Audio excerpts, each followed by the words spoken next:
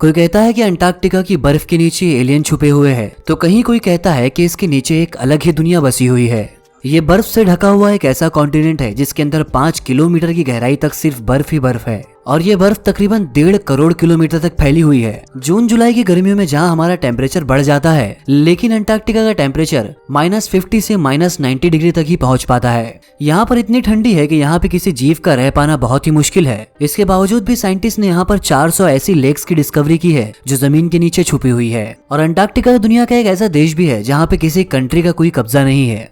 और आपको जानकर हैरानी होगी कि पूरे अंटार्कटिका में सिर्फ 2 ही एटीएम मशीन लगाई गई है। अलग अलग लोगों की अलग अलग थ्योरीज है। किसी का मानना है कि इस बर्फ से ढके हुए मिस्टीरियस कॉन्टिनेंट के नीचे एक अलग ही दुनिया बसती है और बहुत सारे लोगों का ऐसा मानना है कि इस बर्फ के नीचे एलियंस रहा करते हैं। मगर दोस्तों, रिसर्चर्स अलग अलग तरीके की रिसर्च अंटार्कटिका के अंदर करते रहते हैं और इन्हीं रिसर्च के टाइम पर बर्फ जमा देने वाली ठंड में भी अंटार्कटिका की बर्फ से उन्हें कुछ ऐसा मिला जिसे देखने के बाद साइंटिस्ट भी हैरान है। तो चलिए दोस्तों, शुरू करती है ऐसी ही लिस्ट का काउंटडाउन। 2008 में की गई एक रिसर्च में सभी रिसर्चर्स ये देखकर हैरान हो गए कि अंटार्कटिका की बर्फ में उनको एक बिल्ली का ढांचा मिला। मगर बिल्ली का स्केलेटन मिलना साइंटिस्ट के लिए इतना चौंकाने वाला नहीं था, बल्कि सबसे हैरानी की बात ये थी कि ये दुनिया की एक ऐसी बिल्ली थी जो अंडे दिया करती थी। जब इस पर रिसर्च की गई तो साइंटिस्ट ने बताया कि यह जानवर 2 करोड़ 50 लाख साल पहले धरती पर पाया जाता था।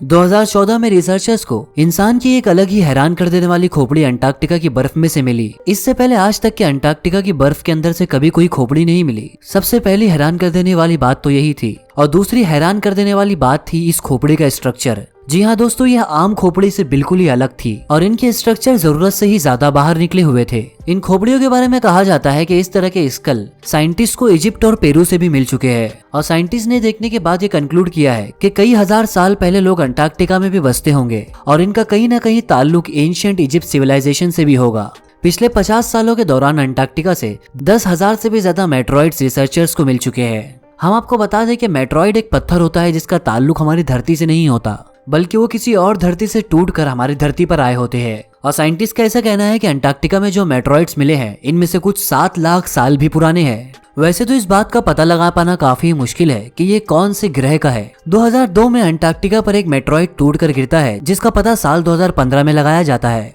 और साइंटिस्ट का ऐसा मानना है कि मेट्रॉइड कहीं और से नहीं बल्कि मार्स से ही टूटकर आया है, क्योंकि इस मेट्रॉइड की सरफेस पर ऐसे बैक्टीरिया पाए गए थे जो कि सिर्फ मार्स पर पाए जाते हैं।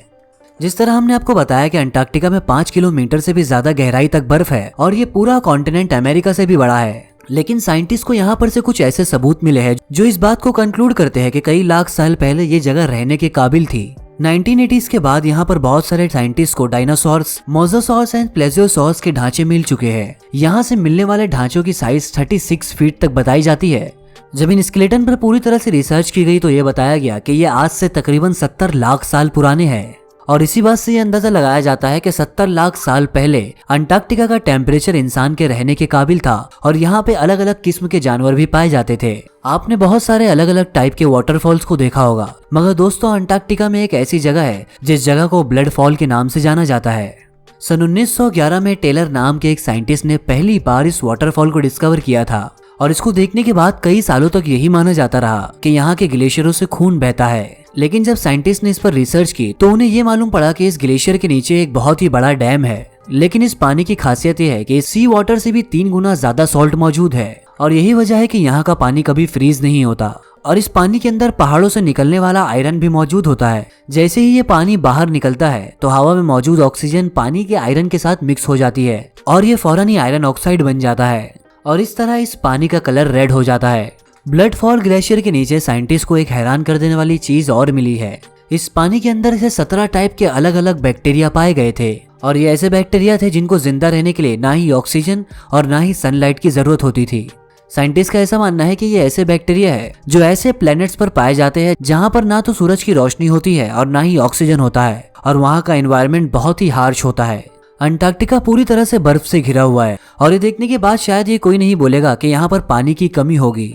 और आपको जानकर हैरानी होगी कि हमारी धरती पर अगर सबसे ज्यादा कोई ड्राई प्लेस यानी कि सबसे सूखी जगह कोई है तो वो अंटार्कटिका में ही है। इसे ड्राई वैली के नाम से जाना जाता है जो कि अंटार्कटिका में डिस्कवर की गई थी और यहाँ पर पिछले 20 लाख सालों से एक मर्तबा भी बारिश नहीं हुई है।